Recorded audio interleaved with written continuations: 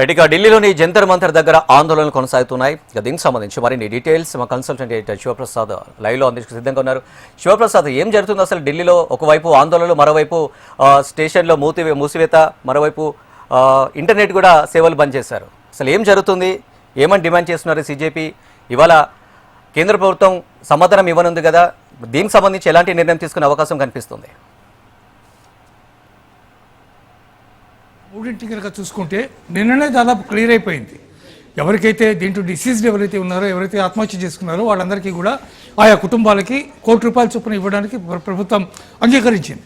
At the same time ఈ అల్లర్ల సందర్భంగా జరిగినటువంటి కేసులు ఏవైతే పెట్టారో దాదాపు 14-15 ఎఫ్ఐఆర్లు దాదాపు నమోదైనాయి వివిధ యాంగిల్స్లో. విద్యార్థులు ఒకటే కాదు, వివిధ యాంగిల్స్లో.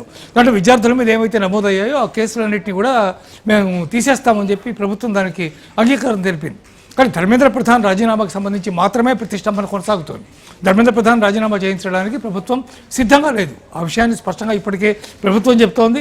మరోవైపు ఆయన రాజీనామా చేసే వరకు మేము వైదొలగం ఇక్కడి నుంచి మా ఆందోళన కొనసాగుతుంది అని చెప్పి ఇటువైపు సీజేపీ కూడా చెప్తూ ఉంది. కాబట్టి రెండింటి మధ్య అక్కడ ప్రతిష్టంభన ఏర్పడింది. మరోసారి చర్చలు ఎందుకు పెట్టుకున్నారో నిజానికి తెలియదు. అంటే మరోసారి చర్చలు పెట్టుకుని వాడని మేము ఏమన్నా కన్విన్స్ చేయగలము అని కేంద్ర ప్రభుత్వం భావిస్తోందేమో తెలియదు. కానీ ఒకటి దానికి వాళ్ళని సిద్ధపడే పరిస్థితిలో లేరు. వాళ్ళు చాలా స్పష్టమైనటువంటి స్టేట్మెంట్స్ వాళ్ళు ఇస్తున్నారు.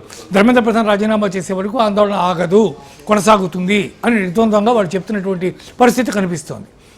కానీ నిజానికి వాళ్ళ మధ్యాహ్నం 1 గంట వరకు వాళ్ళు కేంద్ర ప్రభుత్వం సమయం అడిగింది దాని మీద మరోసారి చర్చలు జరపడం కోసం. ఆ సమయం దాకా కూడా ఆగకుండా మళ్ళీ విద్యార్థులు యాసిడ్గా మళ్ళీ అక్కడికి రావడం, ఆందోళనకారులు మళ్ళీ అక్కడ ఉన్నటువంటి వాటన్నిటి మీద బ్యారికేడ్స్ మీద వాటన్నిటి మీద ఎక్కడం, ఇదంతా కూడా యాజ్ యూజువల్గా రోజు ఎట్లా జరుగుతుందో అదేవిధంగా జరుగుతోంది. అంత ఉధృతి లేకపోయినా ఆ విధంగా జరుగుతోంది. ఏ చర్య తీసుకోవడానికి కూడా లేనటువంటి పరిస్థితిగా కనిపిస్తోంది అక్కడ ఉన్నటువంటి వాతావరణం. ఇట్లాంటి నేపథ్యంలో ఎన్ని గంటలకు చర్చలు జరుగుతాయి, ఎప్పుడు మాట్లాడతారు, మాట్లాడితే మళ్ళీ ఫలితం ఏమొస్తుంది అనేది మనకు క్లియర్గానే కనిపిస్తుంది. ఎందుకంటే ఒప్పుకోమని వాళ్ళు చెప్తున్నారు. అందువల్ల కేంద్ర ప్రభుత్వం చర్చించి కూడా దానివల్ల ప్రయోజనం లేదు అనేటటువంటి పరిస్థితి అక్కడ కనిపిస్తోంది. మరోసారి మాట్లాడడం ద్వారా ఒకవేళ ఏమన్నా వాళ్ళని సామరస్యపూర్వకంగా వాళ్ళని మేము ఏమైనా ఒప్పించగలం అనేటటువంటి ధైర్యం కేంద్ర ప్రభుత్వంలో కానీ అటు జేపీ నడ్డా లేకపోతే మిగిలినటువంటి వాళ్ళలో ఉందేమో ఒకవేళ తెలియదు. ఆ మేరకు చర్చ జరిగే అవకాశం మాత్రం ఇవాళ ఉంది. అది అయిన తర్వాత కానీ దీనికి సంబంధించినటువంటి క్లారిటీ వచ్చే అవకాశం ప్రభుత్వం వైపు నుంచి లేదు. వాళ్ళ వైపు నుంచి ఆల్రెడీ క్లారిటీ ఉంది కాబట్టి దాని నుంచి డిస్కస్ చేయాల్సినటువంటి అవసరం కూడా కనిపించట్లేదు.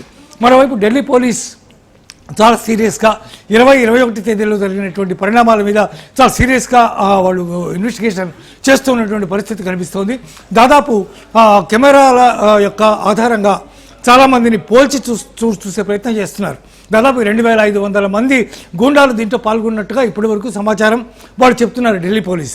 వాళ్ళందరి యొక్క ఫోటోలను, వాళ్ళందరి యొక్క విజువల్స్ని తమ వద్ద ఉన్నటువంటి ఫోటోలతో ఒకసారి కంపేర్ చేసి చూసిన తర్వాత మాత్రమే ఫైనల్ లిస్ట్ మేము అనౌన్స్ చేయగలం, అప్పుడు మాత్రం మేము యాక్షన్ తీసుకోగలం అని చెప్పి వాళ్ళు చెప్తూ ఉన్నటువంటి పరిస్థితి.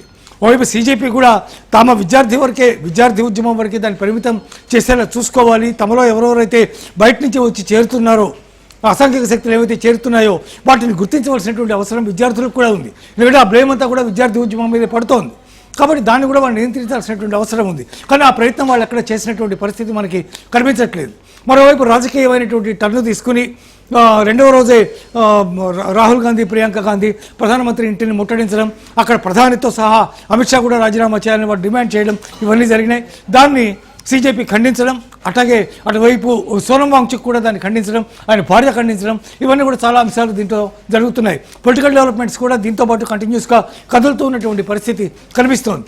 జరుగుతున్నటువంటి పరిస్థితిని ఎంత బాగా యూటిలైజ్ చేసుకోగలం అని చెప్పి కాంగ్రెస్ ప్రయత్నం చేస్తోంది. దేశవ్యాప్తంగా వివిధ రాష్ట్రాల్లో ఉన్నటువంటి కాంగ్రెస్ శ్రేణులకు ఇప్పటికే పిలుపునివ్వడం, వాళ్ళు ఇక్కడ ధర్నాలు చేయడం, దానికి ప్రతిగా భారతీయ జనతా పార్టీ కూడా ధర్నాలు చేయడం, ముట్టడులు చేయడం, కాంగ్రెస్ పార్టీ ఆఫీసులని, ఇవన్నీ కూడా జరిగినటువంటి పరిస్థితిని మనం చూసాం. కాబట్టి విద్యార్థి ఉద్యమం దేనికోసం అయితే ప్రారంభమైందో, ఏం డిమాండ్ చేస్తోందో దానికి వ్యతిరేకంగా మిగిలినటువంటి డెవలప్మెంట్స్ కూడా చాలా జరిగేటటువంటి పరిస్థితి ఇక్కడ ఏర్పడింది. దీని ప్రభుత్వం ఎట్లా చూస్తోంది, ఏ రకంగా పరిష్కరిస్తుంది అనేది అప్పుడే చెప్పడం కష్టమైనటువంటి అంశంగా కనిపిస్తోంది అనేది.